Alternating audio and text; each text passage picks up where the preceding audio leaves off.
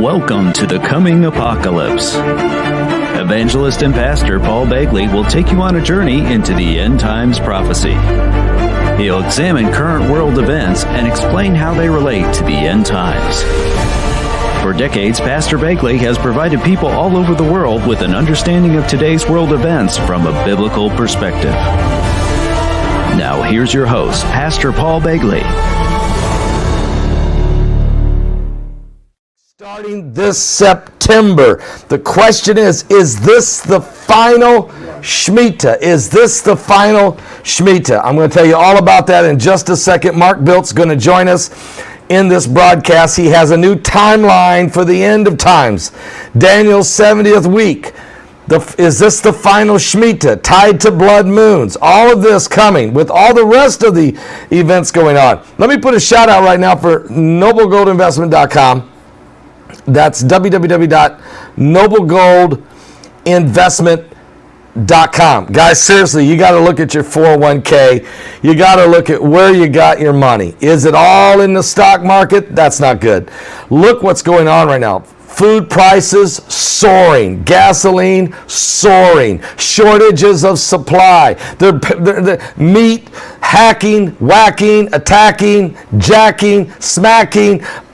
Hack and Zach and all of them are out there, and we don't have any security. We don't know what's going on. What's going to happen to our 401ks? What about your retirement funds, your retirement benefits? Here's what you should do. You should diversify some of that into a gold IRA at noblegoldinvestment.com. That's www.noblegoldinvestment.com. Colin Plume, it's a family-owned Christian company. Great people. And if you qualify for a gold IRA, Colin will give you this amazing collector's coin. This is an American Eagle minted in the U.S. Mint. It's 1/10 of an ounce pure gold. A beautiful, I mean a beautiful, beautiful coin. Gorgeous. Gorgeous. 1/10 of an ounce pure gold. And it can be yours printed at the U.S. Mint. It can be yours for free. Value is over $300. And he'll give this to you for free if you qualify for that gold or silver IRA. All right, noblegoldinvestment.com. Pick up the phone and call them right now at 877-646-5347. That's 877-646-5347. All right, guys, well, let's get ready for a powerful program today. Again, Pastor Mark Biltz is going to join us. This will be huge. This is going to be huge because the timeline is this. Let the Shemitah begin. He has come out with a brand new calendar in which he gives us a Hebraic timeline based on biblical prophecies, the blood moons, and the biblical Shemitah. And let me show you something else. Here's a 5-year let me just show you, Brock, should I put it right here? Yeah. Okay. This is what has happened to the Dead Sea in the last 5 years. And I'm going to show you guys this right here. This is 2016. Look at the Dead Sea, how high the water is. Look at this one rock right here. By the next year, 2017, this is that same rock. That one. The water going down that far. But by 2018, that's the same rock. Now you can see it even sets on its side. We didn't even know that it was at an angle. Look how far the water went. But by 2019, that's the rock. And the water's way down here, about 50 feet from where it was in 2016. And by 2020, there's the rock. Look how far we've gone. There's more rocks are being exposed. But by this year, there's the rock. As we've gone further and further and further, the Dead Sea's drying up, Brock. The Euphrates River's drying up. This is the back of Mark Biltz's calendar. Let the Shemitah begin. Now, he's tied it to blood moons. I'm going to let him explain it. It's a great revelation. He's on track. He's on track, and we're going to see what he has to say about it. It's quite amazing, because I've also been looking into the timeline of the late F.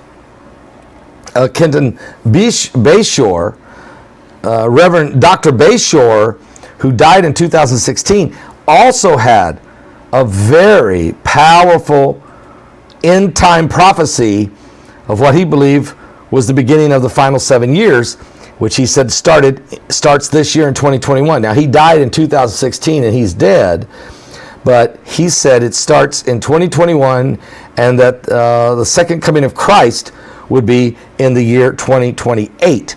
Well, but he didn't know which day nor hour, but that was his window. Well, guess what? That almost matches the Shemitah 7 years, which starts in the fall of September of this year, which starts the 2022 calendar. So we're going to I'm going to let it be explained to you by Mark Biltz. He'll explain exactly how the timeline works. But this is very interesting what we're seeing.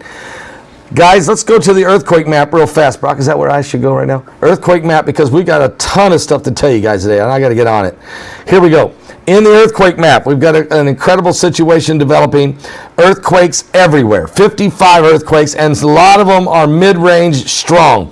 Just had a 4.8 hit India. Right before that, there was a 5.2 in Indonesia, 4.5 Indonesia, and a 4.5 in Chile, 2.8 down in Texas. And let me just tell you what's happened the last 24 hours. We'll take it all the way back 24 hours ago and show you what's been happening around the world. It's getting very, very volatile.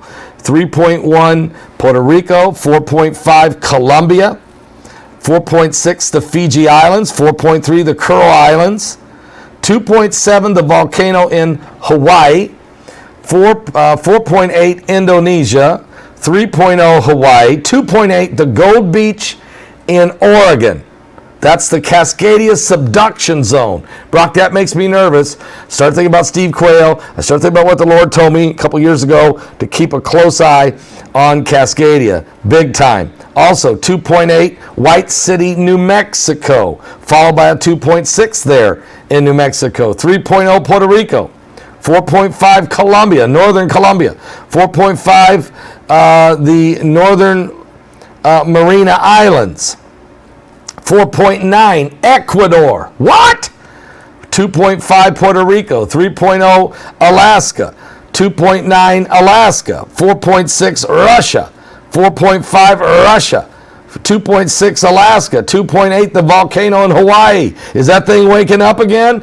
4.6 Peru. 3.2 Dominican Republic.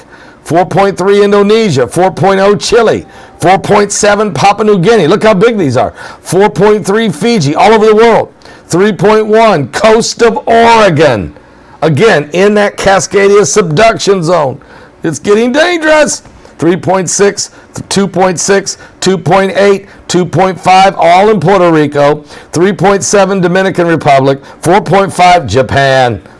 2.5 Stanley, Idaho, 2.7 Dominican Republic, 3.6 Dominican Republic, 3.2, 2.9 Puerto Rico, 3.7 an earthquake hit Alaska, 3.2 Alaska, 4.8 Indonesia, and on and on and on and on. We go a lot more in Alaska. The Philippines had a 4.5. Chile a 4.5, and like we said, Indonesia 5.0, 5.2, and India 4.8. So the earth is shaking and quaking. And my reason for bringing this up, it's not just the Ring of Fire, but it's Cascadia subduction zone, it's South America, it's India, it's Ecuador, it's Russia, it's just north of New Zealand. In other words, Puerto Rico, it's all over the world. It's diverse places. We're literally having earthquakes in diverse places. And so we need to keep ourselves together here and understand the times we're in, because we're certainly living in the last days. And get this, we got Mark Biltz going to join us here in a few minutes. Tell somebody that Pastor Mark Biltz is going to be here. But then also, don't forget this. We're going to have a Bible study tonight We're in the book of Revelation. We're studying the entire book of Revelation. Last week we did Revelation chapter 1. This week we're going to Revelation chapter 2. We're starting in on the 7 churches of Asia Minor, the 7 churches of Revelation. You don't want to miss that with the 7 stars, the 7 candlesticks, the 7 angels of the 7 churches. Amazing Revelation information. That's tonight, Bible study. You can be a part of it on Zoom or watch it live right here on YouTube. That starts at 6 p.m. Eastern with Sister Heidi, and I'll be co-hosting and doing that broadcast. Also, before the day is done, Heidi has finished, she has finished the analyzation of the broadcast with Mike from around the world, and we will be filming that and posting that on Patreon tonight. It will be posted tonight after the Bible study's over. So look for that later this evening, probably around 9 o'clock. It should be posted up on Patreon. So I don't want you to forget that. That's huge. That's the Mike from around the world analyzation from the broadcast we had where 106 people got saved. Okay, 106 people got saved in that broadcast. You don't want to miss that analyzation. It had so much info in that one that it took Heidi 2 days. She put about 14 hours of research, and she puts it all in a PowerPoint presentation and breaks it down for you and gives you all the links. All of it available for you. It'll be on Patreon, okay? So don't miss that. All right, now, we've had the earthquake map, Brock. Let's talk about big news tomorrow. President Joe Biden is going to meet with President Vladimir Putin. This is very interesting because, and I did a video on this earlier today, but the media is calling this the showdown. No. Brock says no. And I'm with you, Brock, because I hate to say this, but if you compare the two, look, I'm praying for the President of the United States. I'm praying for America, of course. But President Biden's sort of like playing tiddlywinks compared to Vladimir Putin, ex-KGB, who's playing world-class chess. It makes me a little nervous that they're. But here's the good news. What the former president put in play, President Trump, what he put in play was a masterful military strategy plan, which the generals are holding to. That's not being changed. Biden don't want to mess with it. It's perfect. So in a lot of ways, we're going to be okay. It doesn't really matter what happens here. Okay? It really doesn't matter what happens here. A handshake, a shot of vodka, that's about it. It won't matter. Okay? So let's just keep... Would you agree, Brock, that... I think Putin's going to have his way with him. You think he's going to have his way with him? You think he's going to pull something over on him and push him around, or is there enough handlers? He's just going to go like this to all Biden's suggestions. Yeah. I don't think those two get along. And oh, by the way, don't you think Putin's going to bring up the Russian collusion thing? Russian collusion. I mean, don't you think he's going to bring up and say, guys, what was that about? You know what I'm saying?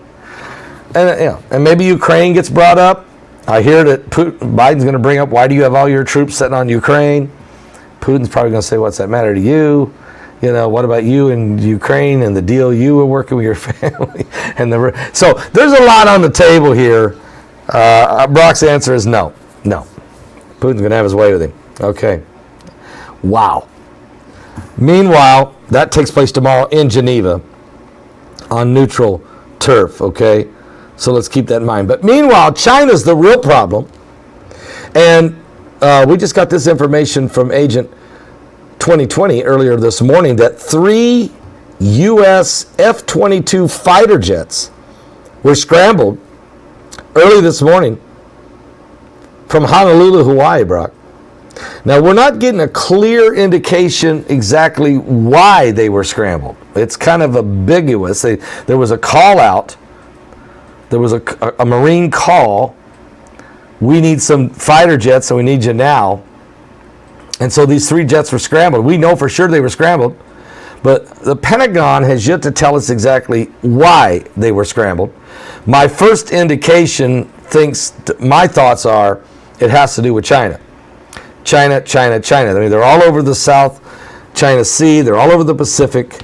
and they're bullying their way around a lot of nations, and we know this, and we've talked about this many times. So we're going to keep a close eye on this because, again, everybody's nervous about where we are with China, and when you're watching, while Biden's away and he's meeting with Putin, you don't know what the Chinese are doing. Okay, that's why you got to have all these generals on top of it. Our national security, our military capabilities have to be fully strong, ready, and guarding at all times. All right. Someone said it was a UFO. Well, I don't know. Maybe it was. They were scrambled for a UFO, Pastor Paul. Are you serious? That's two different people saying that. I mean, is that a report or is that the same person? They might be people from Hawaii, though. Might be what, Brock? They might be people from Hawaii Who might be? making that comment. Oh, they might be Hawaii. Yeah, maybe they have some info that we don't know. Okay. So they're calling it an STO, which is Standard Training Operation. They always say that. You're right. But you just don't scramble 3 jets ASAP for not a reason. I would think I'm still going to lean toward the Chinese. We'll see what happens. We'll see if we ever get an official report from the Pentagon. Oh, by the way, let me give you an official understanding. Food prices soaring. Brock, this is horrible. Let me see if I can find that information here. It's not getting better. It's not getting better, is it? I mean, it's just not, folks. It's just not. And running out of supplies. And where do we go from here? I mean, and so it's getting very, very, very dangerous out there as far as empty shelves. Prices of food are going to soar with the drought going on out there in the West Coast. With the because of the drought is horrible. The heat is. Guess what? We just got a phone call this morning that in Texas, the main electric company has just sent out notices to all the residents there. Cut back on your electricity for the next 3 days. We don't have enough power. And they're afraid they're going to have a blackout. They're afraid the power grid's going to go down again, just like it did in February when it got too cold and they didn't have enough power. So now they're saying it's too hot. We don't have enough power. So this just came in. So I'm telling you now. And a bottle of olive oil is almost $6. It's almost $6 for a bottle of olive oil. Meat is soaring to ridiculous prices. Lumber has tripled from where it was a month ago. Gasoline is up $1 a gallon throughout the South. It's almost $7 a gallon in California. It's $6.49. It's like $6.49 a gallon in California. Okay. It's not getting better. Freight prices are going to go up, which means food price is going to go up. And if you have a drought where you're having to cut back on 25% of the vegetables and stuff that's grown in California, what do you think that's going to mean? And so the price of food, the lack of meat. By the way, toilet paper is soaring because when lumber goes up, anything made of paper goes up. So it's just crazy what's going on here. And it's going to get worse. Everything's expensive. Everything's going up, and it shouldn't be. We shouldn't. Matter of fact, because retail sales is another report, Brock, we're getting. Yeah. Retail sales are in the tank. Yeah, nobody's buying. Nobody's going to. At least they're not going to the store. Now, they are buying online. But they're not going to the store. So think about this. You shut down the malls, you shut down the stores for COVID for 18 months. You start to reopen them, and people are like, not going. Well, they don't got electric in Texas anyway. Don't have electricity. They don't have enough power in Texas. So the electricity bills are going to go up down there because there's a shortages of this, shortages of that. We got water shortages. We got gas shortages. In Lebanon, I just saw yesterday, in Lebanon, in the Middle East, no gas. I mean, 90% of the gas stations in the country of Lebanon out of gas. Gas shortages are starting to happen globally. Why? Nobody's producing it. Why not? Well, nobody traveled for so long that production systems went down. And so by now they can start charging the gas out the wazoo. Remember this, when President Trump was in office, when he left office on January 20th, oil was $35 a barrel. Today, it's $74 a barrel. So gasoline was less than $2. Gasoline was less than $2. Now, here in Indiana, what's it running? $3.60. If you're down south, it's going to be cheaper. If you're in the west, it's going to be a lot higher because they got to pump it farther. But while that's happening, we're shutting down the pipeline. Shutting down the Keystone Pipeline. Then we had the hack on the Colonial Pipeline. Then we had the hack on the slaughterhouses. Things aren't, what's going on here? So, yeah, we're talking about the showdown. Well, the showdown might be right here at home. Once again, but nobody wants to talk about America first. Retail sales, though, suffering bad. I'm expecting more and more small business owners to crash. They won't make it, especially in the inner cities. After all the riots and the burning and all the crime, nobody's going to go in there and set up a grocery store. Who's going to go in there? We don't know if stimulus is coming either. Yeah, the stimulus is. I think the stimulus is going to probably get shut down. Not sure. I don't think that's going. That means you're going to the stimulus is going to run out. That means the people's rent's going to come due. They're doing away with the deferment on school loans are going to have to be paid now. Biden said he's going to take that all away. Well, that fell through. He didn't take the school loans away. You see what's going on? Yet they still want to raise taxes. I think the only good news I can say is that we have the House and the Senate. Democrats have a slight lead in both, but not enough to get these radical agendas through. And that's the only thing saving us from some disasters that could really hit. Oh, by the way, speaking of food shortages, hate to bring this up, but the Mississippi floods are destroying the crops down there in the South. Isn't it amazing? We can't get rain at all in the West where we desperately need it, but along the Mississippi we got way too much, and that's destroying crops. So northern Mississippi farmers are experiencing a total loss of their crops after unprecedented flooding. The Mississippi Department of Agriculture said farmers are experiencing a total loss for some crops after the flooding conditions swept through the farmlands. This loss will affect the economy, but hopefully not Mississippi's food production, but I'm afraid it will.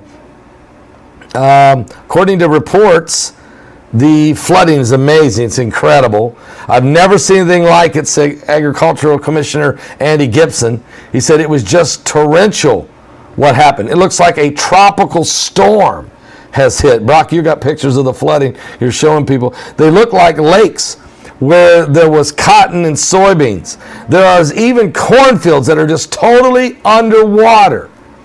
And Bollier County is one of the hardest hit areas, and those farmers said to be losing corn, cotton, and maybe more. Commissioner Gibson said that they could possibly salvage their soybean crops if they choose to replant it. But who wants to try to replant it? You've already taken a heavy, heavy hit. And what if it don't work? And it's unprecedented. It's tearing up the roads. It's sweeping through. It is the North Mississippi. We're used to seeing flooding in the South Delta and maybe in the Yazoo backwater and other parts of the state. But this event has dropped about 20 inches of rain in northern Mississippi, and it's crazy. And that water's still going to come on down the river. So it's unprecedented what's going on here on the Mississippi River, in the state of Mississippi. Some disastrous. And again, what does that mean for the crops? What does that mean for the food supply? With the food already soaring, you better go get your green eggs and Spam, because that's what Mike Around the World said it's coming down to. Green eggs and Spam. When I come back, we got a whole lot more to cover, including Pastor Mark Biltz and the timeline of the last days. Are you serious?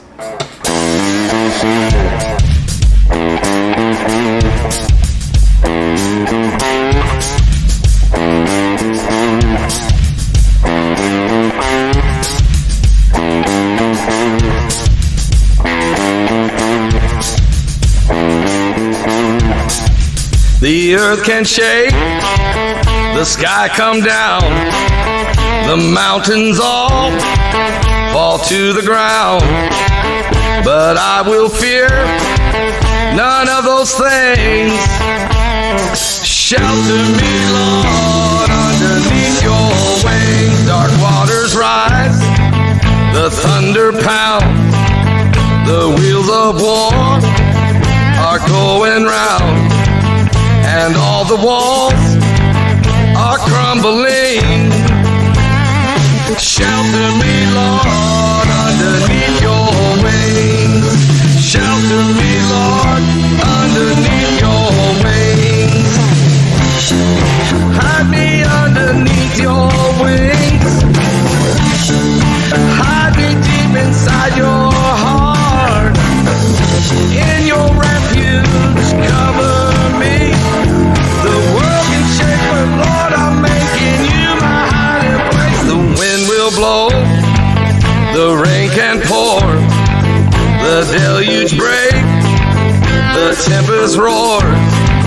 But in that storm, my spirit sings.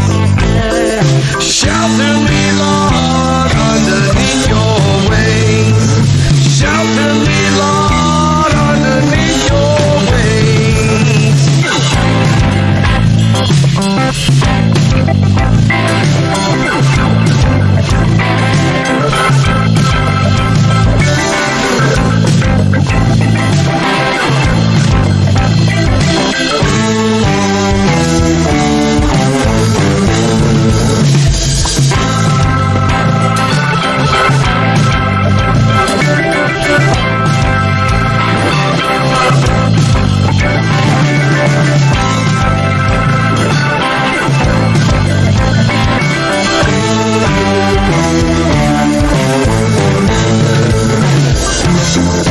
Hide me underneath your wings.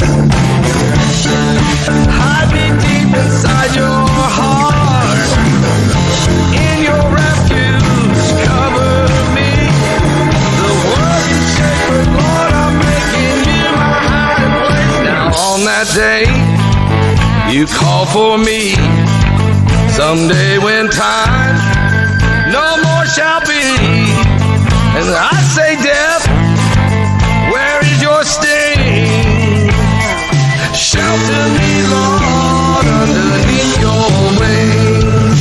Shelter me, Lord, underneath your wings.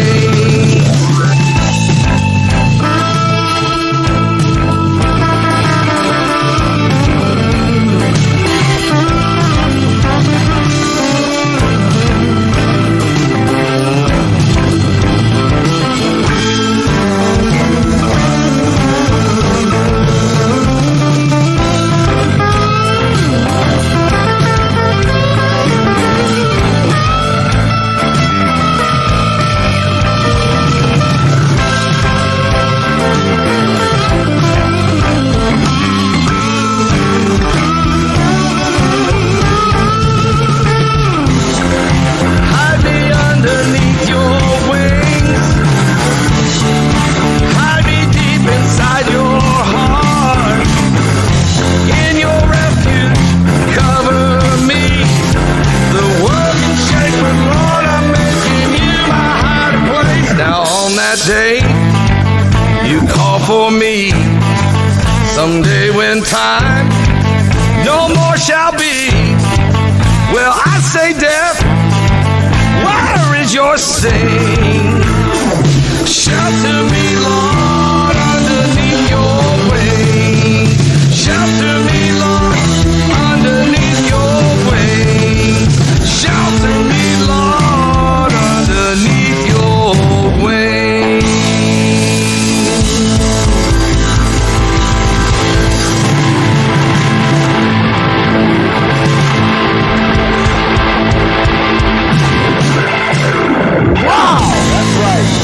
Shelter me, Lord, underneath your wings. Psalms 91. Well, in these last days, people need to be prepared, need to understand that we're living in perilous times, dangerous times. What is it? What is God's plan for us? And are you ready if the Lord should come? I will say this real quick now. Pastor Mark Biltz is going to join us today in just a few minutes from El Shaddai Ministries. And we're going to be talking about Let the Shemitah Begin. He has put together an entire calendar. This calendar actually starts September 2021. So this is when the calendar actually starts, in September of 2021. And so if you want to get this calendar, you can get it at his website, esm.us. That's ESM. That's El Shaddai Ministries, or ESM.us. And in it, he has a complete timeline of what's going on. The Dead Sea comes alive. He shows you what's happened from the Shemitah till now, these 7 years, and now it should come back to life. Let's see if it does it. We just showed you all the pictures earlier of how it is drying up, and Euphrates River's drying up. Will it come back to life? And what does this Shemitah year mean in these end times? So Pastor Mark Biltz getting ready to tell us about the Shemitah. And that's the start of another 7 years, okay, before you have a year of Jubilee. So let's keep our eyes open on what's going to happen. Guys, some of you may know that Prime Minister Benjamin Netanyahu has his reign of 12 years is over. His name, Benjamin, meant gift giver, and we're God's gift. God's the giver. So we got through 12 years of God giving us a great run under that Prime Minister Netanyahu. And now Naphtali Bennett, Naphtali means the struggle. So we had 12 years each for all 12 tribes of God giving. And now we're moving into what's called the era of the struggle. And some would wonder, are we entering into Jacob's troubles? This is going to be very interesting to see how this plays out.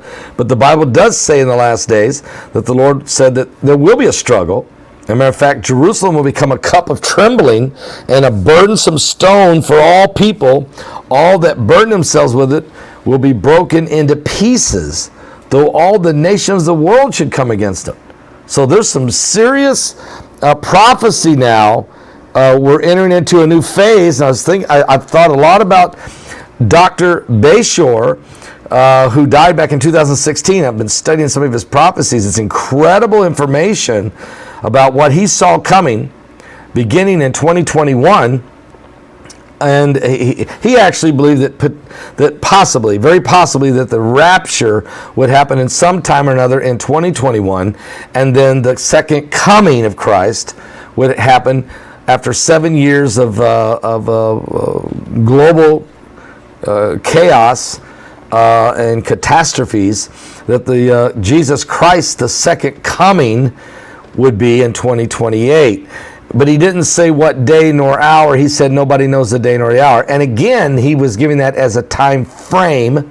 He wasn't saying that that is absolutely the time frame. But he felt in his spirit, he felt in his soul that this could be the final timeline. What's amazing about that, he died about a month after he gave that prophecy.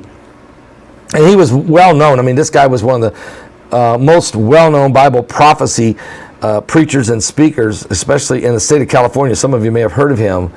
And incredible, tremendous individual as far as, personal friends with Tim LaHaye, actually, and who wrote the series, Left Behind.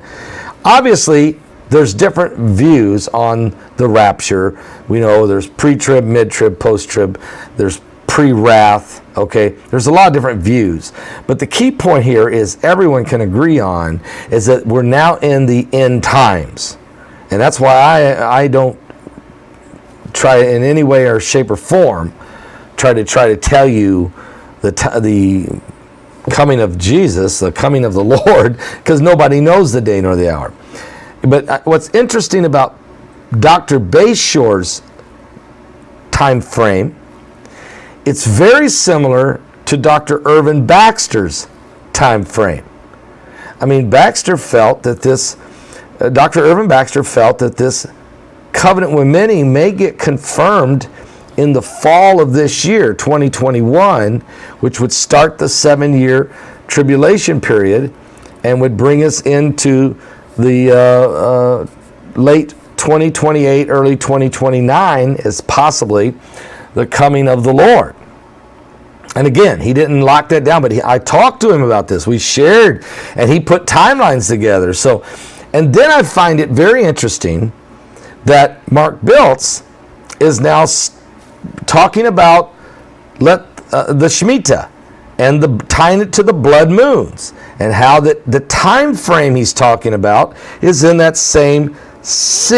basically same scenario. Now, he's not saying it's the end of the world, but he's just making a point that this is a very prophetic time point. So we're going to let him tell us more about that himself. But I find this very, very interesting that we're seeing, and Dr. Jack Van Impe, who died back in January of 2020, but in December of 2019, he's on the phone with me telling me that they're getting ready to build the third temple.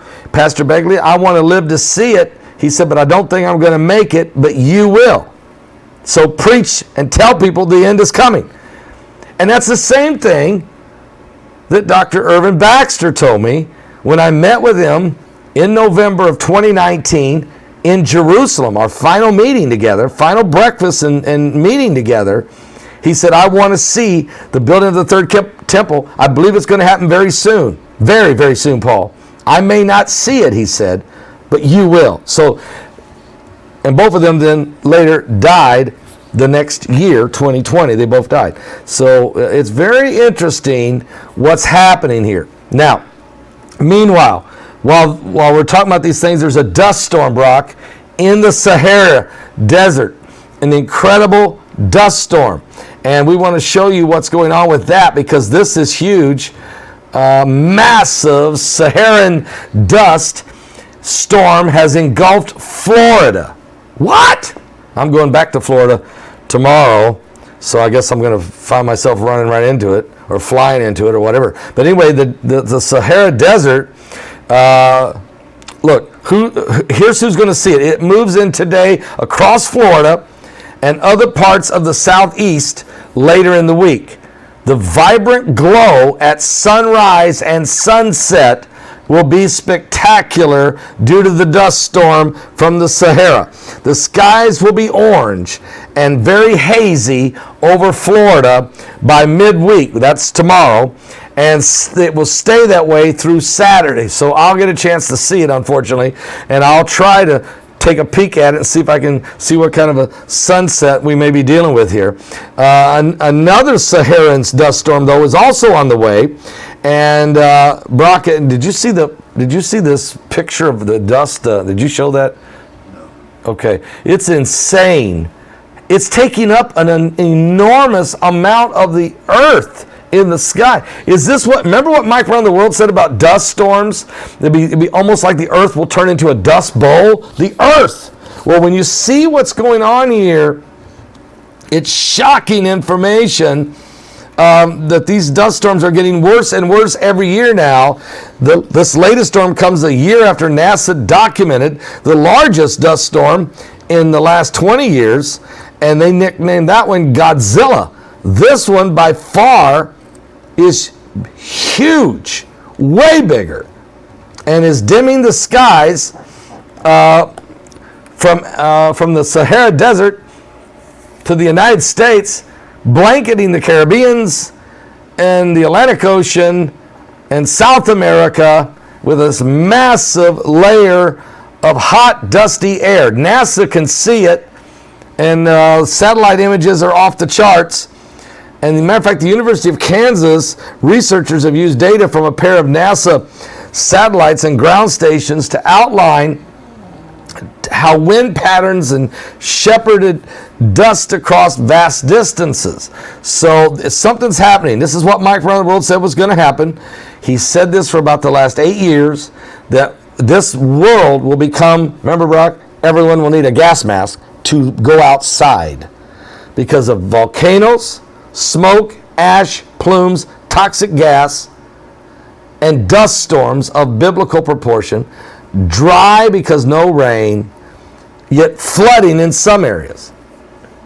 Heavily, desperately dry one place, massive flooding in another. Isn't America already, and parts of the world already experiencing this? It's crazy. Oh, and by the way, you talk about the Dead Sea drying up. Brock, show them what's going on with Turkey. Because Turkey, in the Euphrates River, what? The Euphrates River is drying up, guys. Huge situation here. And it's 2 reasons. One, it's drying up as the Bible said it will in the book of Revelation, chapter 16.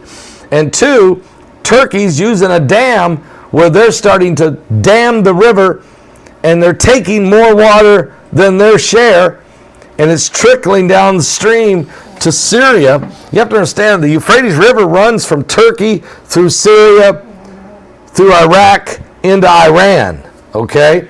That's the Euphrates. And that's where the Bible says that the 4 angels will come out of the Euphrates River. It says there'll be 3 demons, like frogs, coming out of the mouth of the dragon, out of the mouth of the beast, and out of the mouth of the false prophet. They'll come right out of the river Euphrates, and they'll start manipulating the kings in that area and cause them to go to the great war of Armageddon. Well, it says that the river will dry up so that a 200 million man army can cross it, headed toward Israel. Well, that 200 million man army would be China. And that way China would be able to go right over that Euphrates because it would be so dry and so low. This is quite interesting what we're dealing with here. But Turkey keeps retaining Syria's share of water behind their dams, disregarding the international compact between the 2 countries and all appeals to release Syria's water. Meanwhile, power generation turbines have been suspended and irrigation canals are out of service. What? And the Syrian Observatory for Human Rights repeatedly is warning against the looming disaster threatening the lives and livelihood of more than 3 million Syrians who depend on this river for drinking water, for electricity, and irrigation. And on May 30th, the Syrian Observatory activists monitored new low levels of the Euphrates River water. Despite the statements by Turkish government regarding the start of opening up the dam and releasing Syria's share of the water, Turkey has returned to closing the dam, which resulted in alarming decrease in water levels in the river. Meanwhile, power generation turbines stopped functioning. How convenient. Amid growing popular anger in the Syrian Jazeera region over Turkey's seizure of the Euphrates River. Guys, it's going to bring a war, isn't it? They're going to have a war, just like the Bible says, Brock, over the water. Erdogan, yeah. Yeah, Erdogan's doing it. Erdogan's doing it. And oh, by the way, since we're talking about Erdogan, he just signed an arms deal with the Palestinians in Gaza. A military pact that he has got their back. This is a whole new, what in the world, what's going on? I thought he's part of NATO, and so, now what does this mean? Okay, but here it is. This was a Debka file, just released this. Turkey activates a military intervention pact with the Palestinians. And you guys, we know the Palestinians are primarily in Gaza. But there's a picture of them. They just met on June 14th. That would have been yesterday.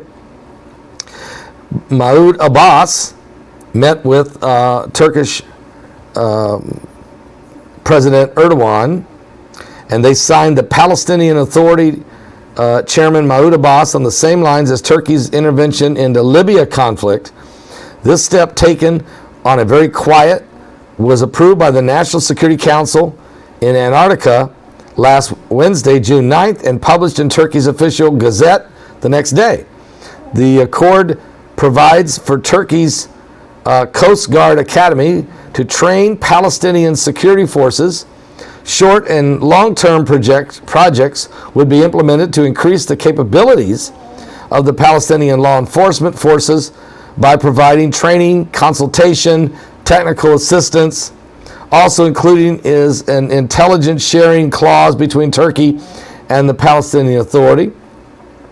The accord goes on to cover another highly sensitive area, and it attaches the Palestinians to internationally condemn the Turkish-Libyan agreement, which aimed to illicitly partition eastern Mediterranean waters between the two signatories, in other words, between Russia and, between Turkey and Gaza. So what's happening here is Turkey is saying, if you go to war, we could have your back, basically. I don't know if they're saying we will have your back, but maybe they are. Remember, Erdogan has said repeatedly, the old Ottoman Empire he wants to restore to its glory. He also believes he's the son of deity. He's called himself that he is a divine one. And also, he wants to restore the Ottoman Empire. Well, if you restore the Ottoman Empire, you would want to control Jerusalem, because they controlled Jerusalem for 400 years, as well as parts of Syria, Iraq, and southern Russia, and Turkey, and even maybe some of Greece, I think, but maybe not. Anyway, the Ottoman Empire, okay, would control Jerusalem from 1517 to 1917, when General Allenby rode into Jerusalem, and the British took it back from the Ottoman Empire during World War I, and is known as the British Mandate. Okay, so you know all that. That's what eventually led to the formation of Israel as a nation in 1948. Well, anyway, I'm giving you way too much history here for prophecy, but it's all the same. Brock, did you hear about this thing going down, these two golfers down in, where were they? They were golfing, was it North Carolina? Oh, Corn Ferry. The Corn Ferry Tour, which is like the minor leagues. It's the last level before you go into the PGA, before you become a professional golfer on the main tour. It's the Corn Ferry Tour, and it's a qualifying event at the Corn Ferry Tour, the golf's second level of competition between the PGA. It took an unprecedented turn yesterday when a fight broke out on the green between Austin Daly and Luke Smith. Here's what happened. The Corn Ferry Tour is aware of the incident that occurred at the qualifier there in Newton, Kansas. We're not in Kansas anymore, apparently. The tour said in a statement released in Golf Week that these two individuals were involved are not current Corn Ferry Tour members, but were trying to make the tour. They were trying to qualify, okay? And over at the seventh hole, something happened. Daly and Smith got into it and went to blows. Everybody should calm down, get some coffee, calm down, guys. Since when does golf become a contact sport? I mean, everybody's on edge. You see what's going on in these planes, Brock? Everybody's fighting on the planes. Now they're fighting on the golf course. I mean, what? You know, they're fighting in the flower gardens. I mean, what's going on out here? What's happening to people? Have we lost our minds? And but it seems like everybody's on edge. And we need to settle down, need to calm down, need to prepare, need to understand there's no need for all this, I don't think. Is it the 5 waves of energy? I mean, is it what, remember when we talked about that with Mike from Around the World? Oh, by the way, speaking about Mike from Around the World, Heidi finished her research on that broadcast we did with Mike from around the world where 106 people got saved. We are going to upload this presentation, its entire PowerPoint presentation, all the links of everything that was discussed in that interview, which is incredible. This one blew my mind, including they found a giant's body in the Mojave Desert. Brock, I'm going to just say this right now. It's going to blow your mind what we're going to reveal to you in this PowerPoint presentation. It's going to be on Patreon. It's going to be on Patreon. We're going to upload it tonight. We're done. She's done with the research. It's time to do it now. So we're going to film it, upload it on Patreon tonight. It should be on Patreon by 9 o'clock, right around 9 o'clock. Give us 9 to 9:30, and it should be published on the Patreon channel. If you don't have Patreon, please get it. It's so easy to get. It don't cost that much. You give whatever you want to give a month. Some people want to give $5 a month. Some people give $10 a month. Some people give $3 a month. Some people give $1 a month. That's, so it's not a problem. Get it. Be ready.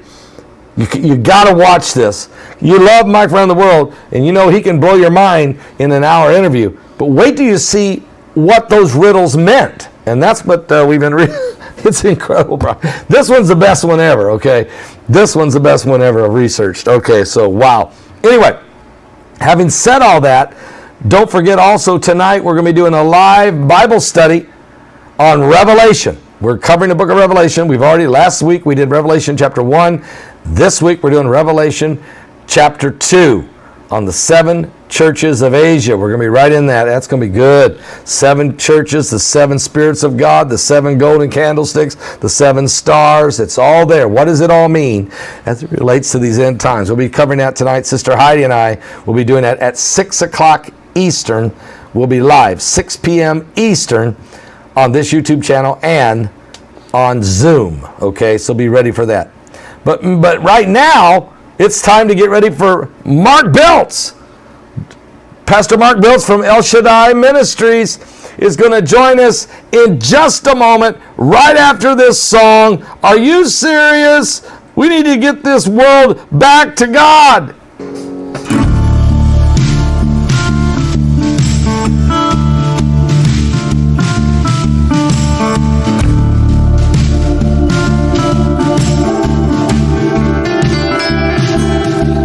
No grave gonna hold my body down.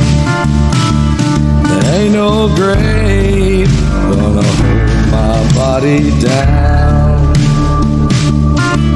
When I hear that trumpet sound, I'm gonna get up out of the ground. There ain't no grave gonna hold my body down. Look way down the river. What do you think you see? I see a band of angels, and they're coming after me. Well, there ain't no grave gonna hold my body down. No, there ain't no grave gonna hold my body down. Look down yonder, Gabriel. Put your feet on the land and see. Gabriel, don't blow that trumpet until you hear from me. There ain't no grave gonna hold my body down. No, there ain't no grave gonna hold my body down.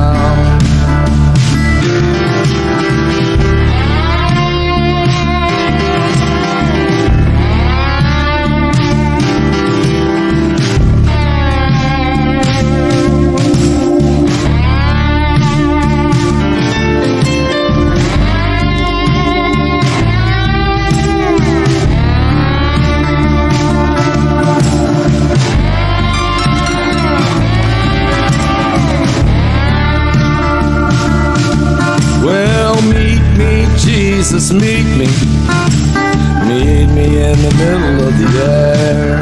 And if these wings don't fail me, I'll meet you anywhere. There ain't no grave gonna hold my body down. No, there ain't no grave gonna hold my body down. Well, meet me, mother and father, down by the river road. Mama, you know I'll be there. I'm a checking in my load. Well, there ain't no grave gonna hold my body down. No, there ain't no grave gonna hold my body down. Oh, there ain't no grave gonna hold my body down.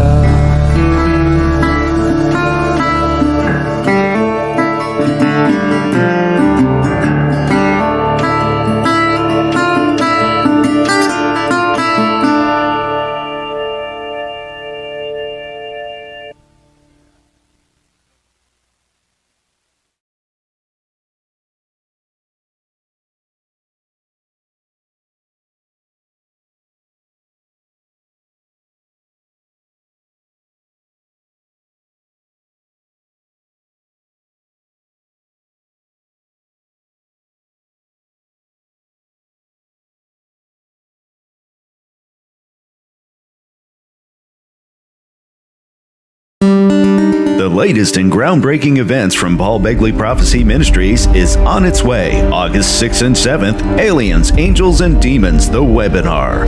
Featuring a lineup of experts and theologians to explain world events and prophecy, including Paul Begley, William Henry, L.A. Marzulli, Steve Quayle, Laura Eisenhower, Rex Bear, and more. Tickets are available now at paulbegleyprophecy.com. We are getting ready right now to bring on, Brock, tell me when you're ready. We're getting ready to bring on Pastor Mark Biltz from El Shaddai Ministries, way out there in Washington. Pastor, how you doing? Hey, doing great. So good to see you, as always. As always, so good. Man, I tell you what, Pastor, we've been talking about this calendar that you've come up with. And I was showing everybody the pictures on the back here about how the Dead Sea, during that Shemitah period, that was actually during a Shemitah period, I think, if I'm right. But during that 6-7 years there, the decline of the water was incredible in the Dead Sea. But this is amazing calendar. Let the Shemitah begin. I love it, okay? And you tied this to the blood moons, which is incredible. I knew that first blood moon that we just had in May was very, very important. I didn't know exactly why, other than Israel went into an 11-day war, and then, of course, now we've lost Netanyahu. But you've studied it past then, so take it to us. Tell us what's going on. How do you tie the blood moons to the Shemitah? Well, here's the thing, and I have in that calendar a colored chart of when the Shemitah begins. This Rosh Hashanah begins the Shemitah cycle. Now, what's really incredible is that means that the next year, Rosh Hashanah of next year, 2022, begins a new 7-year cycle. Okay. Now, why is that important? Not this year? No, wait a minute. Not this year? This year begins the 7th year. Okay. The 7th year. Okay. And so next year would be the beginning of a new year. All right. So that's September of 2022. Exactly. Okay. Now, here's the thing. Guess what? Okay. I know this isn't going to come as a surprise, but the prophet Daniel was Jewish. No, it doesn't shock me. Well, here's the thing about that. You're very well aware of Daniel's 70 weeks. That's right. And you know there's 1 week left. That's right. And we know the 1 week consists of 7 years. That's exactly right. Okay, well, here's the thing. Israel went into captivity because they hadn't been honoring the 7th year of the Shemitah cycle. That's why they were there for 70 years. Yep. They hadn't kept it for 490 years. Yep. So Daniel's 70th week is a Shemitah week. And if it represents the tribulation, the first year of the tribulation has to begin the first year of a Shemitah cycle. It would. You're exactly right. And that means... If it doesn't start this 2022, it can't start until 2029 or 2036. So we need to get on God's calendar and understand where we are at. That's right. And you think about these dates, 2029 is the same year that the huge asteroid Apophis is coming. It's coming. It represents Daniel's vision of the big stone hitting the foot of the image and toppling it. Wow. Okay, and then it says 7 years later that NASA says Apophis comes back again, bringing a lot of companion. There's going to be a lot of rocks flying, and that's at 12, and that's 2036, and again that's another Shemitah end, right? Exactly. Now, here's what's amazing, too. We read, here, let me grab my notes here. This is just so amazing. We read in the book of Luke, in chapter 3, verse 1 through 4, it talks about how it was in the 15th year of the reign of Tiberius Caesar, when John the Baptist is out crying in the wilderness. So that is when Yeshua begins his ministry, is in the 15th year of the reign of Tiberius Caesar. You'll see that in Luke 3, 1 through 4. Okay, I got it. Okay, well, guess what? History says that Tiberius Caesar began his reign in 14 AD. Okay. That makes the 15th year of his reign 29 AD. That's right. Well, guess what? If a day with the Lord is 1,000 years, you add 2,000 years to 29, it takes you to 2029. Oh! So, that would be... Again, that's the end of the year cycle when the Apophis rock hits. So that is exactly 2,000 years or 2 days to the year. So, if the Shemitah year it is going to begin in the fall of 2022. If that's the final Shemitah, and that's what I'm asking, is this the final Shemitah? If it is, it ends in 2029, the same time that Apophis is coming, and matches from the reign of Tiberius. Yes. Exactly 2,000 years, or a day with the Lord's 1,000 years. Yeah. And that would be your 7th year. Now, in other words, bringing you into that. So it's in a 2,000. That isn't quite. You can't make this stuff up, Pastor. No, you can't make it up. And one of the other things, too, that is totally amazing. Here, let me look at this. Wow. Yeah, I mean, all the math is adding up to this. And I mentioned all of this pretty much in that calendar. Can people get this calendar now if they go to your website? Yes. Okay, folks, you want to go to esm.us. Is that right? Yes. For El Shaddai Ministries. Yeah, El Shaddai Ministries. Go to esm.us and get this calendar, okay? The calendar begins, this calendar begins on the 21st of September 2021. But as Dr. Biltz is telling you, the Shemitah begins in September of 2022. But this calendar will help prepare you for that. I'm thinking this. I really believe you're giving us a maybe the last. This could be. We don't know, but this absolutely could be the last Shemitah year. The last Shemitah. Well, here's what's amazing. Have you ever heard what year Abraham was born? From Adam to Abraham. I think I've heard it, but I don't remember it. You'll never forget once I tell you. Don't tell me 1948. Yes. No. Yes. Okay. Yeah. Seriously. But that's what it is? Okay, in 1948. Wow. Now, how old was Abraham when he entered the Promised Land? Well, Abraham, let's see, he had Isaac by then. No. No. So I don't know. I can't remember. He was 75. Okay. He was 75. All right. Let me see. I've got that. I think that's in Genesis 12. But he was 75 years old when he entered the Promised Land. I'm writing this down. Abraham was 1948. When he was born. When he was born. 75 years old when he entered the Promised Land. Okay. Well, guess what? 1948 and 75 is 2023, the beginning. 2022, 2023 is the beginning of the Shemitah cycle. The same year Abraham enters the Promised Land is also the same year as the beginning of this next Shemitah cycle. So again, we're looking at potentially this could be the final Shemitah. It really could. Yeah, Oh, exactly. here's something for you. And I'm going to throw one at you there. Well, since you're on to this, we know that Netanyahu, we know Benjamin meant God giveth, right?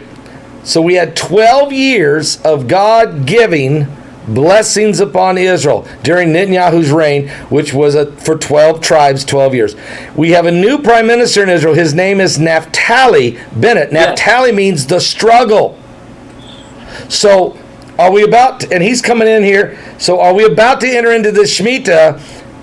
Jacob's trouble or Jacob's wrestling. Could that happen? Do you think this is possible?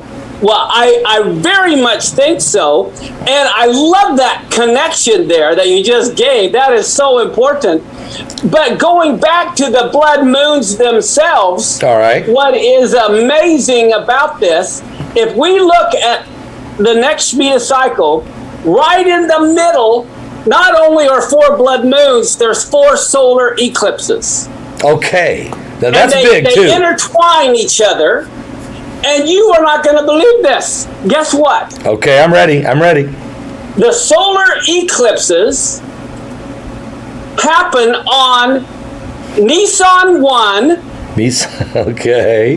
That's the beginning of the religious year. That's when God said to Moses, this is the beginning of the religious year, right? Yep. And the very next one happens on Rosh Hashanah. So on Nisan 1, the beginning, that's the new year. That is, the one on Nisan 1 is that great American solar eclipse that happens in Little Egypt. You've heard about Oh, Little yeah. Egypt. It's going right, that Little Egypt is That's right over the here. one. Carbondale, Illinois. That's where the two cross. That one is in Nisan 1, Okay. which is also not only in Little Egypt. I don't know if you knew this, but that was also when Egypt went dark. The 3 days of darkness was that same time. No, I didn't know that. Oh, Yeah. Okay. So you have Nisan 1 of 2024. Yep. Then you have in October of 2024 on Rosh Hashanah. Okay. Then it is followed again on Nisan 1 and again on Rosh Hashanah. The next year. Yes. So 2024 and 2025. And then 2025 in the fall and the spring, and then 2025 in the fall. We're going to have. So you have, if you want the dates, it's the solar eclipses are April 8th of 2024, October 2nd of 2024, March 29th of 2025, September 21st of 2025.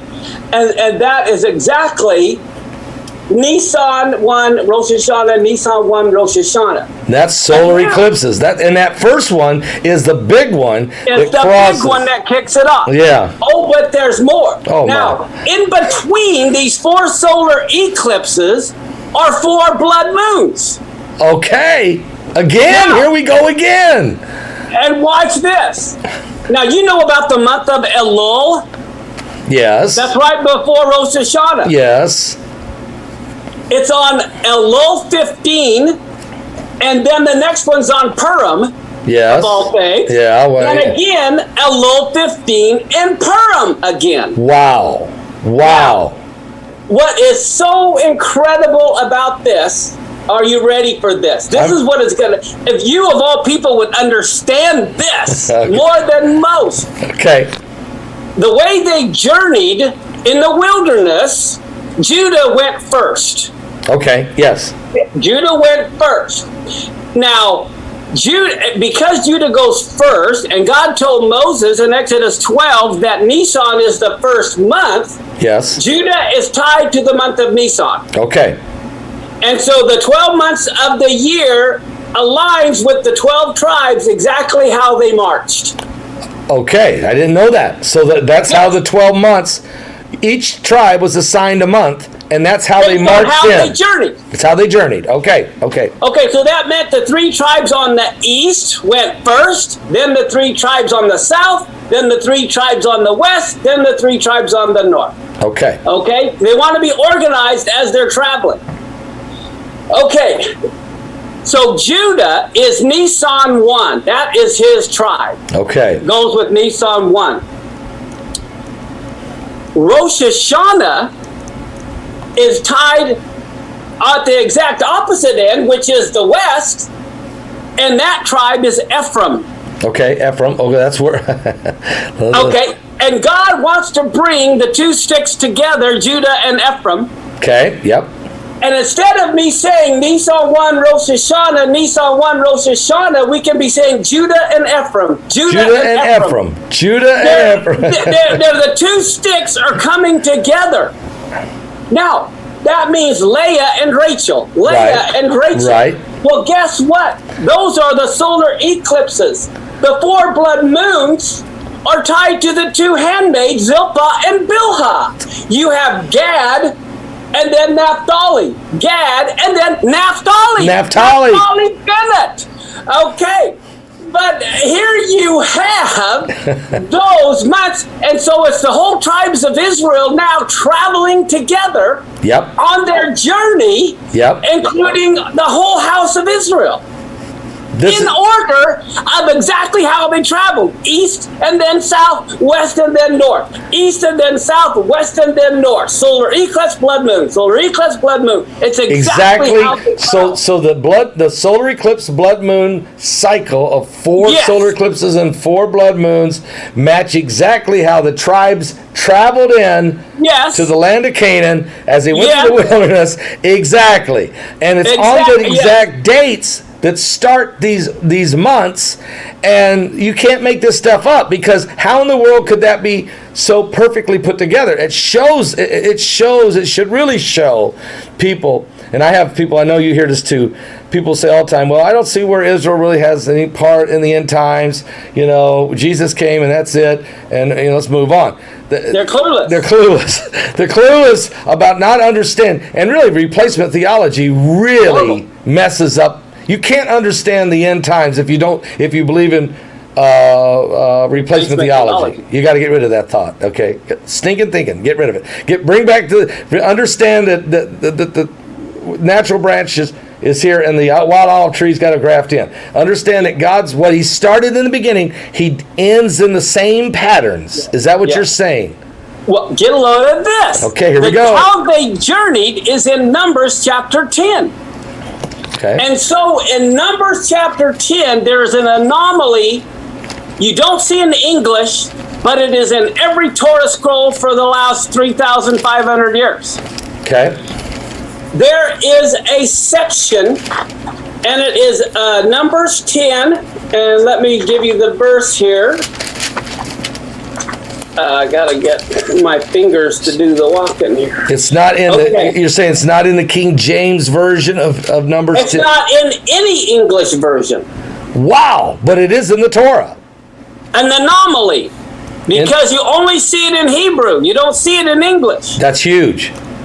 In Numbers 10, where it talks about how they journeyed, okay, and it's Numbers 10, verse 14 through 16, tells you the first place was Judah, so that's why they're the first month. Okay. And then Issachar and Zebulun, and it wraps itself around. But verse 33 through 36 is set apart from the entire rest of the Bible with something in English you would think of as 2 parentheses. In other words, it's got a brackets on either side of verse 33 through verse 36. Okay. What it is, the brackets are the letter Nun. Are you familiar with the Hebrew letter Nun? Not good. My wife studies Hebrew. I don't. Okay. Well, what it is, it looks like that, like just simple like that. Okay. But the thing is, they're upside down and backwards. So here in the Hebrew Bible, you have these 2 Hebrew letters that are upside down and backwards. Okay. That sets it apart. Well, the amazing thing about that Hebrew letter, it means fish. Fish. Yeah, and life. It's supposed to, the letter Nun represents fish jumping out of water, full of life. Okay. But these fish are both dead. They're upside down and backwards. Okay. And so why are these two fish upside down and backwards bracketing verse 33 through 36? Well, listen to verse 33 through 36. All right. They're finally setting forward on their journey, and it begins with how they set forward from the Mount of the Lord on a 3-day journey. Well, who else went on a 3-day journey but the Lord in the great? Right. Yes, he did. Yes, he did. And look at this. It says the Ark of the Covenant went before them on a 3-day journey to seek out a resting place. Yep. Okay, and then it goes on and it says the cloud of the Lord was over them by day. They set forward to camp, and it came to pass when the ark set forward, Moses said, right now is where the brackets come. Okay. Right now. Right here. Set off. Rise up, O Lord. That's the resurrection Yes, of the it Messiah. is. Yes, it is. Rise up, O Lord. And then it says, let your enemies be scattered, which is what the princes of this air happened when he rose up. And then it says, let those who hate you flee before you. And then when it rested, he said, return, which refers to the second coming to the 10,000s of the families of Israel. So right here in the set apart verse is both the first resurrection and his return. Tied to the journeys of the tribes, which is tied to the eclipses in the middle of this next Shemitah cycle. Can't make this up. So in other words, it's perfect. Again, we're seeing the shadow of things to come. We're seeing how they journeyed, how the tribes lined up, matching the months in the and then matching the signs in the heavens, which are for Genesis 1:14 for signs in the sun, moon, star. These are signs for days and years. It's for signs signs and seasons or appointments. Exactly. Divine appointments and divine seasons. So it matches the tribes match the months, and in the order that matches the journeys, and that matches the solar lunar eclipses. Let me give you the dates for the solar eclipses, or the lunar eclipses. The lunar, yeah, I gave lunar. you the date for the solar. Here's the dates for the lunar. Okay. September 18th, 2024, March 14th, 2025, September 7th, 2025, March 3rd, 2026. All right. So there's our 4 lunars, and we got our 4 solar eclipses. The solar eclipses, folks, is April 8th, 2024. That's the big one across America again. October 2nd, 2024. March 29, 2025. And September 21st, 2025. So you got 4 solars, 4 lunars, and they're in the middle of a Shemitah. They're right in the middle of the Shemitah. Yes. And the Shemitah begins September, folks, of 2022, which would take us to 2029, which brings us the huge asteroid Apophis, which is called the Destroyer. Actually, it's called the God of Chaos, is what they call it in Egyptians. So, chaos. But there's a lot going on here, Pastor. Again, it's not a coincidence. I think that, people, a lot of times the media, I know some of the tabloids, they write about you and me and others, and they'll say, well, these guys are saying it's the end of the world. No, what we're trying to tell you is the end of the world is pretty well mapped out for us. We can figure out the time and the day and the seasons. Yeah. We may not know the exact day and hour, but we're starting to see the seasons. Well, the main thing, too, is we got another 1,000 years at least. So it's not the end of the world for another 1,000 years. Exactly. It's just a change of administration. It's a new world order. with Christ reigning for 1,000 years. That's exactly right. It's the great reset in reality. Reality. The real reset. It's going to be good. But I was studying in that, Pastor. Maybe you can give us some updates on this. It says in the book of Zechariah, that in Zechariah 14, after the Lord returns and splits the Mount of Olives, and there's a big earthquake and all that, it says, then he will reign, and it says, and people will come to the house of the Lord, they will flow into it to worship the King and to keep the Feast of Tabernacles. 3 times it says that, or else they get the plague or no rain. Rain. So that's during the millennial reign. Exactly. Exactly. So what people don't get is, again, where's that happen at? Jerusalem. In what nation? Israel. You can't throw Israel out and think you have it figured out. You got to take the whole book. It all works together, doesn't it? Exactly. Now, one of the other things, if you remember, in Genesis 15, when God spoke to Abraham, and he says, your seed will be like the stars of heaven, and then Abraham is kind of put into a sleep, and there's a vision of this flaming fire walking through the parts of the sacrifice that he had did. And God had told him that his seed will be a stranger in a land that's not theirs for 400 years. This is verse 12 through 16, right. Genesis 15. And then he says, and in the fourth generation they will come back, for the iniquity of the Amorite is not yet full. Yes. Well, guess what the word Amorite means? Okay, I'm ready. In Hebrew. I'm ready. The word Amor means to speak or to say, to publish.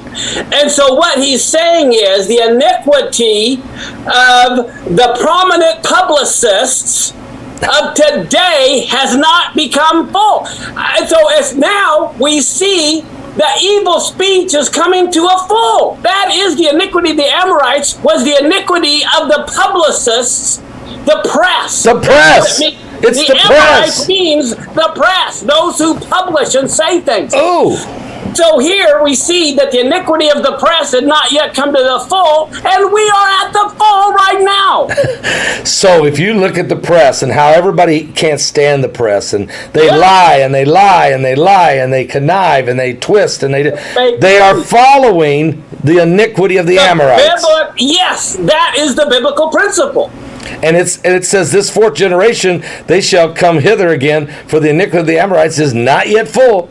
We haven't seen the worst of it. The fourth generation is 4,000 years, and it's exactly 4,000 years since Abraham. It's the same pattern. It's the same pattern. It's talking about them. It's talking about that same iniquity, that same, and the press is so corrupt. And I think we heard President Trump say that. Look at these people. They're the worst people in the world. He basically could have said they're a bunch of Amorites. Yeah. Okay. But, wow, this is huge. I did not know they were publishers. I did not know they were part of the publishment. And so this is very huge. And look what it says next verse there, Pastor, because since you're on this, it came to pass that the sun went down and it was dark. So we go right into another solar eclipse. Oh, exactly. Why does this happen? I know these are signs and seasons. The Bible says there'll be signs of the sun, the moon, the stars, distress of nations with perplexity, the sea and the waves are roaring. So God is constantly using the sun, the moon, the stars, the asteroids, the different things in the heavens. Yeah. Why? Because they speak to every language.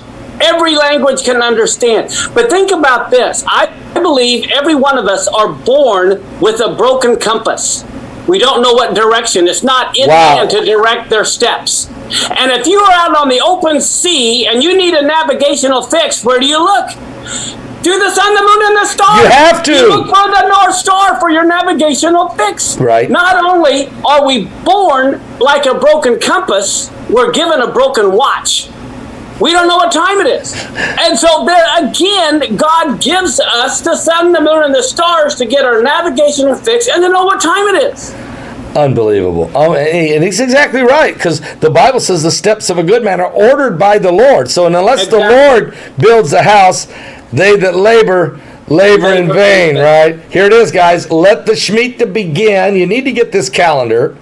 And also, where do you go? You need to go to elshaddaiministries.us. So esm.us or elshaddaiministries.us. Also, what other books do you have right now? I mean, you just did this one on Jeremiah, which is incredible. Decoding the Antichrist? Yes, that's incredible. Incredible how you compare Jeremiah to Revelation. Nobody's ever done that before. I don't know of anybody that really done that before. I think God really gave you a fresh word on that. Well, thank you. One other thing that's amazing is, get a load of this. When Israel's been a nation for over 70 years now. Yep. there had to be a Jubilee somewhere. Where would have been the year of Jubilee? Well, guess what? I think God gave us a hint. First off, the Jubilee year, the 50th year, is also the first year of a Shemitah cycle. It wasn't a separate year. I got you. Okay. Well, guess what? The year of Jubilee can only be proclaimed on Yom Kippur. Okay. According to Leviticus 25. Okay. Well, guess what?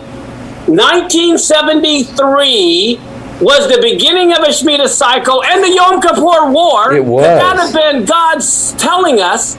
And 50 years, the Jubilee is again 2022, 2023. The start of a new Shemitah. The Jubilee could very well be the same time. Could this be, and I'm going to say it again, could this be the final Shemitah? I mean, Exactly. It could be. It The could final Shemitah be. year.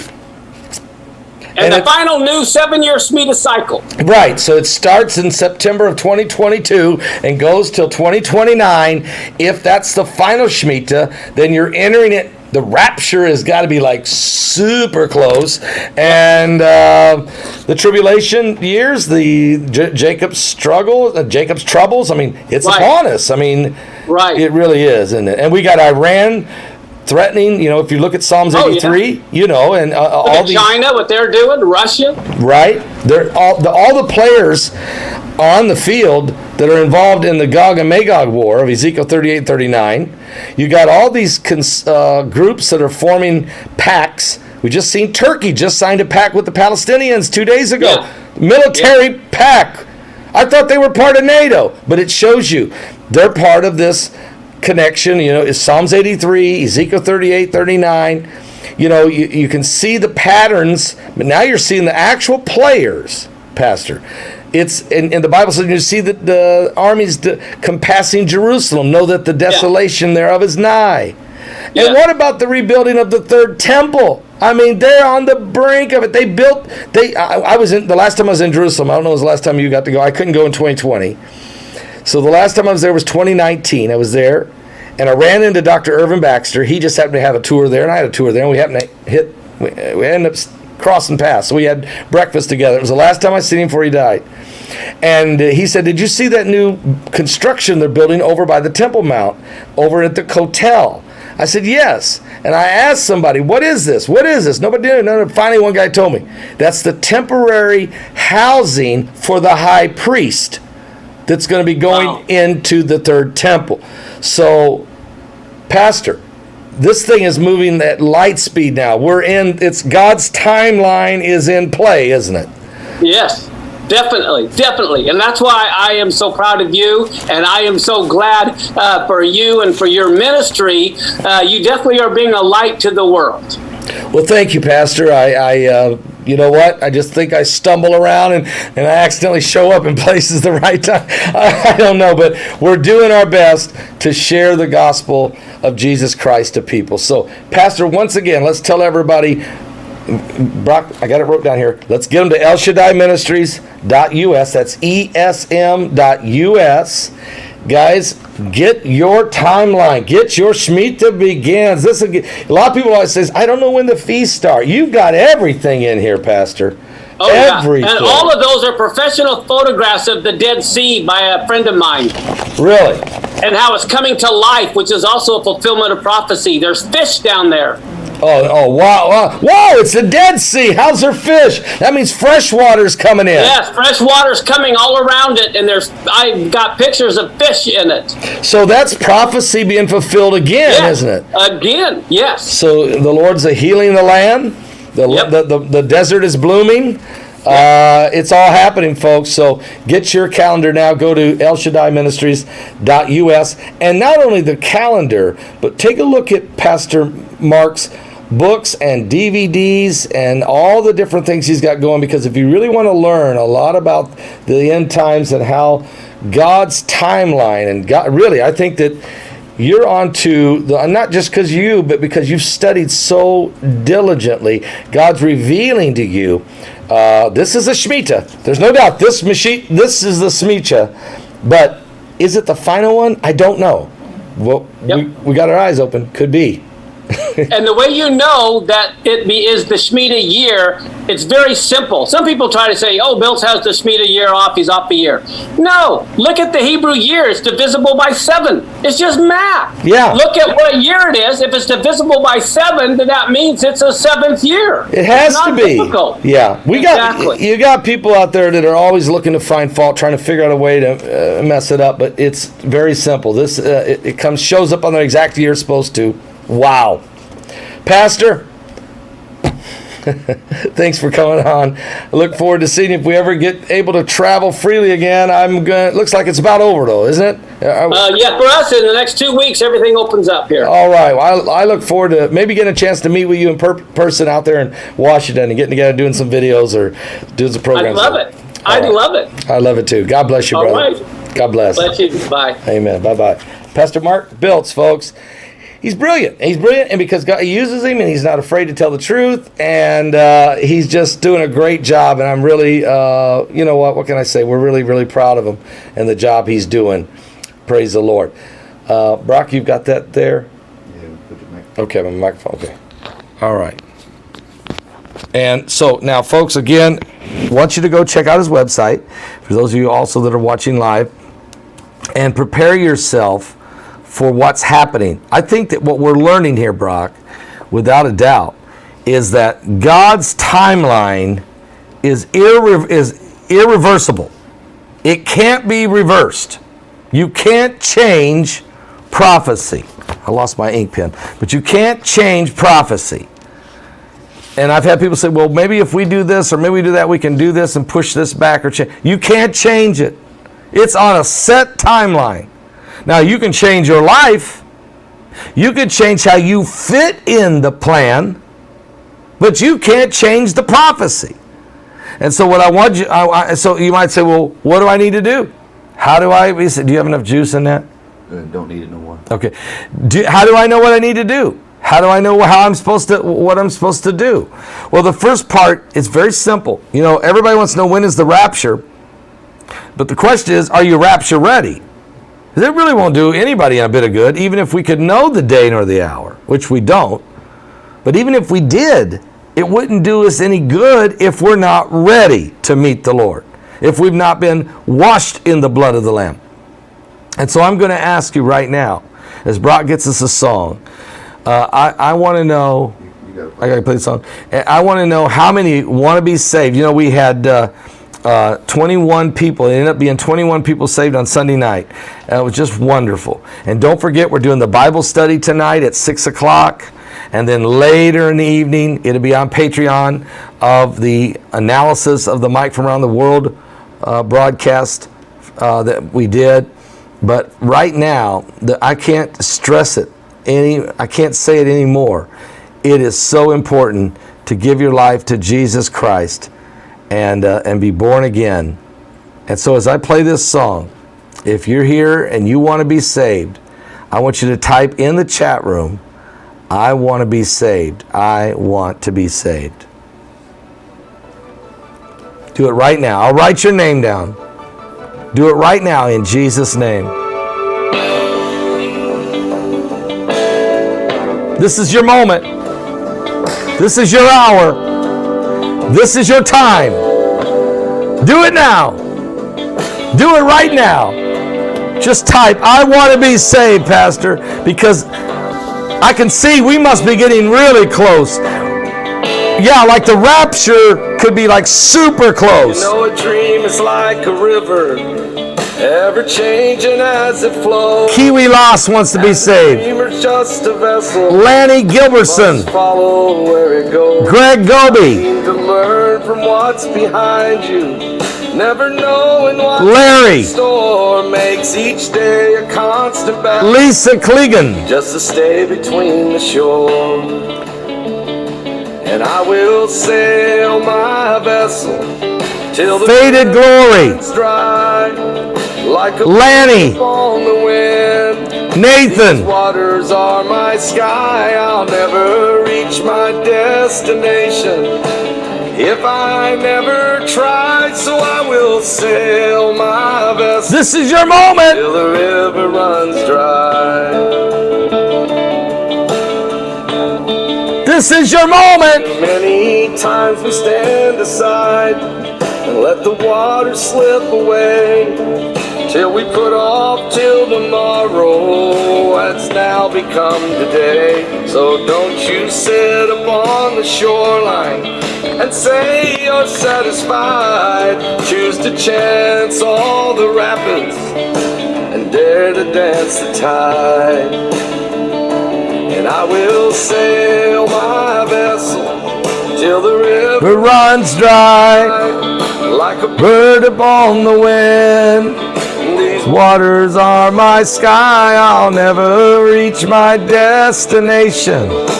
if I Never try, so I will sail my vessel till the river runs dry. There's bound to be rough waters, and I know I'll take some falls. But with the good Lord as my captain, I can make it through them all. Sail my vessel till the river runs dry, like a bird upon the wind. These waters are my sky, I'll never reach my destination if I never try. So I will sail my vessel till the river runs dry. No, I will sail my vessel till the river runs dry. Do you want to be saved? River runs dry. Do you want to be saved? Because the river's running dry. River runs dry. River runs dry.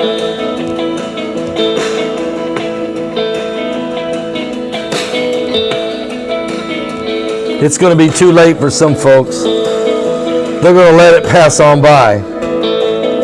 They're going to stay on the shoreline and watch the ship of Zion pass on by. Don't be left behind. Don't be left behind. Don't be left behind.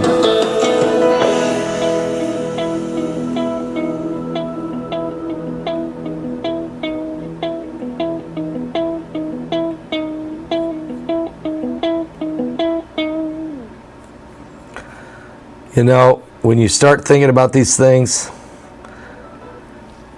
you know that time is running out. Pastor Mark Biltz is so good at proving to us, to the world, to the church even, just how close. No, he's not setting dates. But he's just saying, if you follow the fact that God follows his pattern, he can't tell you if this is the last Shemitah or not. But he's saying, if you follow God's patterns, He'll definitely come for his church in a Shemitah year, it looks like. It looks like. Can't guarantee it, but if he doesn't, well, he just breaks his patterns. Don't know which Shemitah, but that's my question. Is this the final Shemitah? Well, I want to encourage also, if you would need a Bible, I'd love to send you one for free. Just use this email, misszd01@hotmail.com. That's misszd01@hotmail.com. We will send you a Bible for free. So we're anointing prayer cloths. We'll send those to you for free. And if somebody's very, very ill and we need to get them a blanket, we'll anoint it with oil, we'll pray over it, and we'll send it to them for free and believe God for a miracle. And let me just tell you something. If you're going through cancer and you want a chemo cap, we'll give that to you for free as well with your radiation or chemo. Guys, some of you may want to give your tithe and offering. You might have missed it yesterday. Go to paulbegleyprophecy.com. That's www.paulbegleyprophecy.com, and you can give your tithe, your offering, maybe a special donation you feel like giving today. Also, you can text give. Just pick up your phone and text the word give to that number on the screen, 765-327-4200.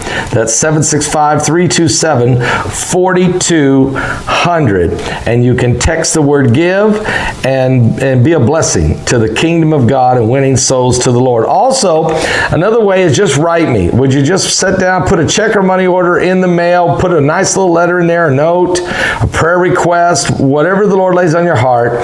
Send it to Paul Begley Prophecy. That's Paul Begley Prophecy, 1048-B, Sagamore Parkway West. That's 1048-B for the blessings. Sagamore Parkway West, Box 33, West Lafayette, Indiana. That's West Lafayette, Indiana, 47906. Or pick up the phone right now and call. You can give your offering right over the phone, or you could place an order for coffee or some of the silver products. Do it now.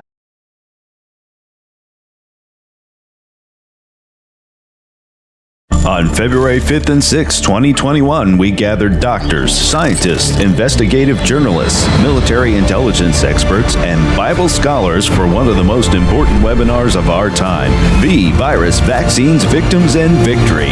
We examined the vulnerabilities of the population and explored the verifiable evidence of what's really going on. You can see all these discussions in a DVD set called The Virus, Vaccines, Victims, and Victory. Get it today at paulbegleyprophecy.com.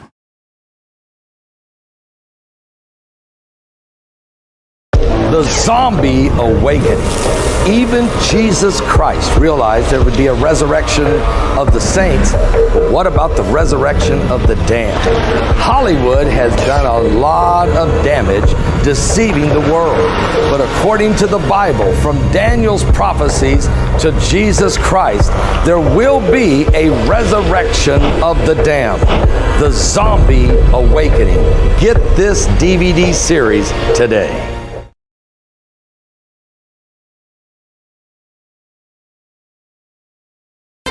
A brand new DVD set on the signs of his coming. We took a very extensive look at the prophecies in the book of Matthew chapter 24 and how they play out across the Bible. The signs of his coming takes a strong look at the comparison of the days of Noah to the coming of Jesus Christ.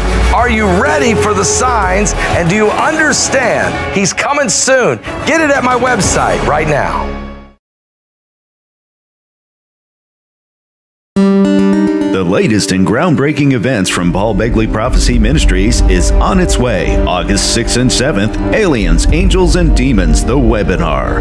Featuring a lineup of experts and theologians to explain world events and prophecy, including Paul Begley, William Henry, L.A. Marzulli, Steve Quayle, Laura Eisenhower, Rex Bear, and more. Tickets are available now at paulbegleyprophecy.com.